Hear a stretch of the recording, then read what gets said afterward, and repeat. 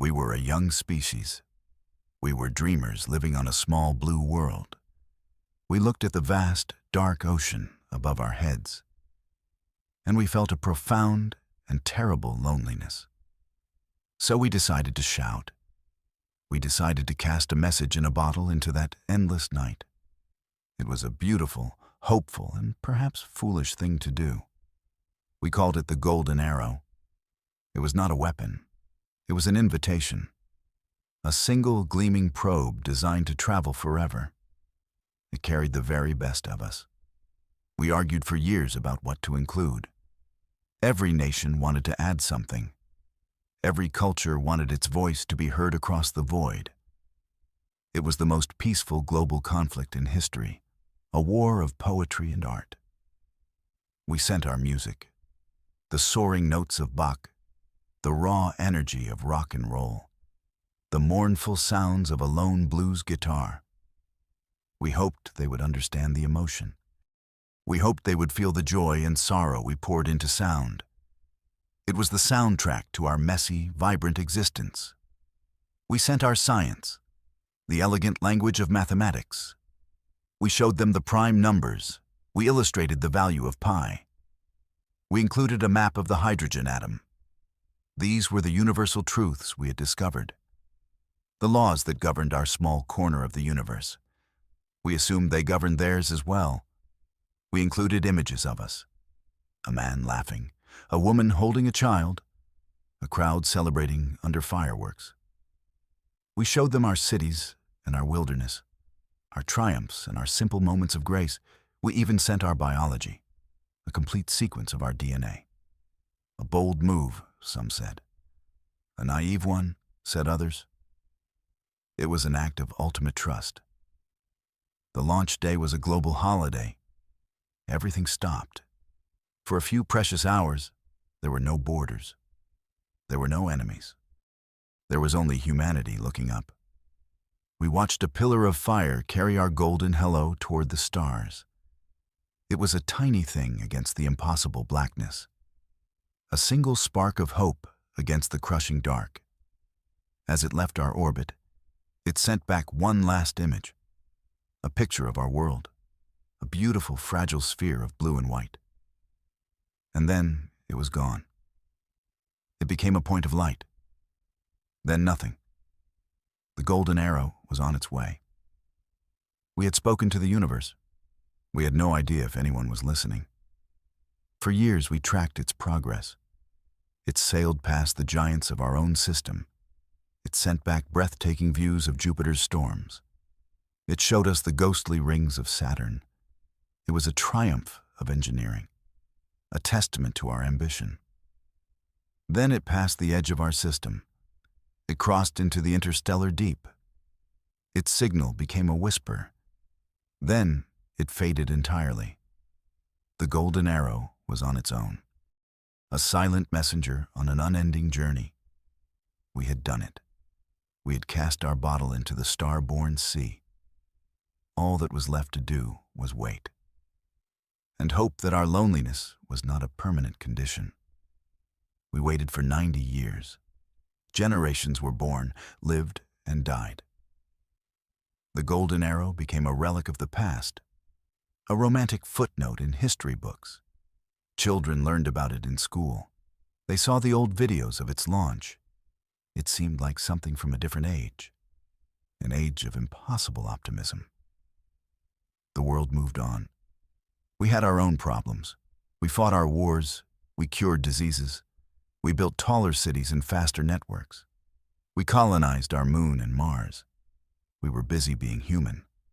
The great, silent universe was no longer our focus. The question of whether we were alone became less urgent. It was replaced by more immediate concerns. The listening posts built for the Arrow project were repurposed. They searched for pulsars and strange star-born phenomena. They were staffed by academics and graduate students, people who loved the quiet hum of the cosmos. The night shift was usually a lonely vigil, a time for study and quiet contemplation, not a time for history to be made. On a Tuesday like any other, that changed. A young analyst sat at her console. Her screen was a river of static, the usual hiss of an empty universe. She was tired. She was thinking about coffee. She almost missed it. A single perfect spike in the data. It was not noise. It was too clean, too deliberate. She ran the diagnostic again. The spike was still there. It was a single, repeating pulse of energy. It was located in deep space, and it was aimed directly at Earth. Her heart began to pound. She checked the origin point. It was far beyond our system, out in the cold, empty space between the stars. She made the call. Her voice was shaking. She told her supervisor what she had found. At first, he was skeptical. These things were usually sensor ghosts, or interference from a military satellite. But he came down to the control room anyway. He looked at the data on her screen, and his face went pale. The pulse was not random. It had structure. It was data. It was information. After 90 years of absolute silence, someone was answering our call. The news did not break. It shattered. It spread across the global network in minutes. Every news feed, every screen, every device lit up with the same headline. We are not alone. The world stopped again, just like it did for the launch. But this was not the hopeful, unified pause of 90 years ago. This was different. The excitement was there, but underneath it, there was a new feeling. A cold, prickling sense of dread.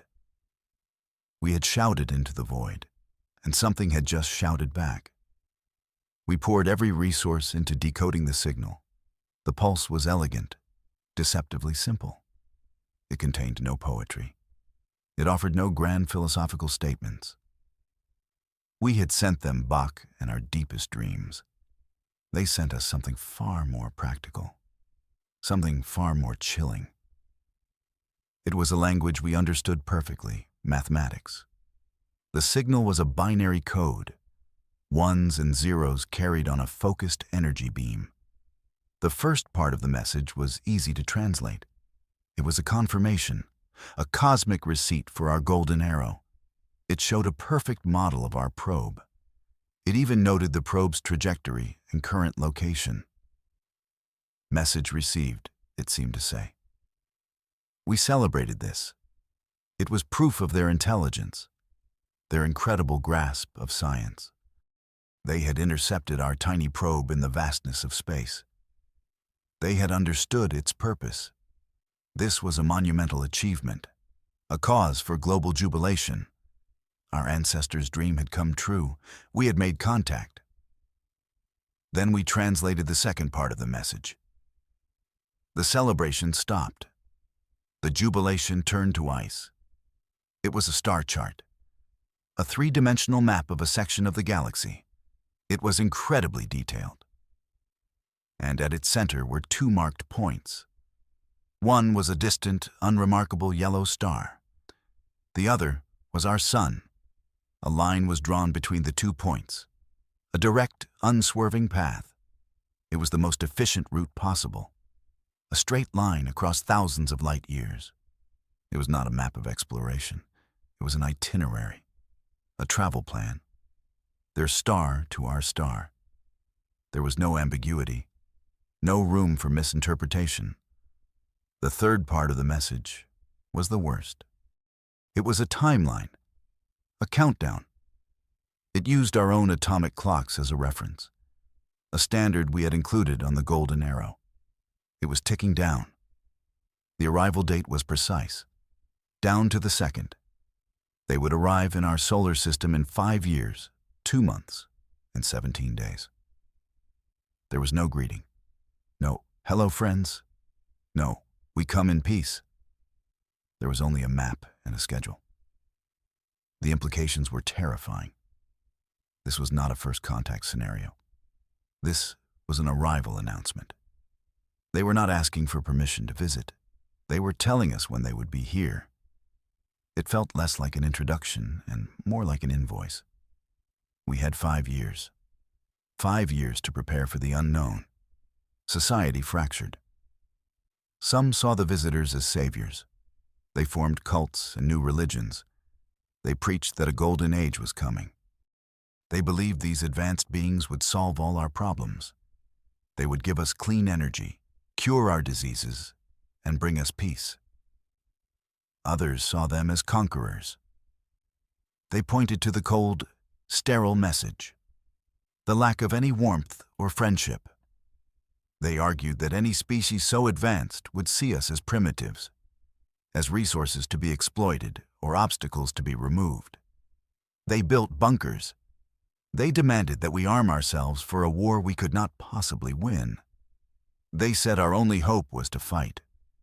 The governments of the world tried to steer a middle course. They urged calm and preparation. They poured trillions into science and defense. We built new, powerful telescopes. We turned our planetary defense grid outward. We pointed every sensor we had toward the point of origin. We watched and we waited. The 5 years passed in a blur of fear and anticipation. The world held its breath.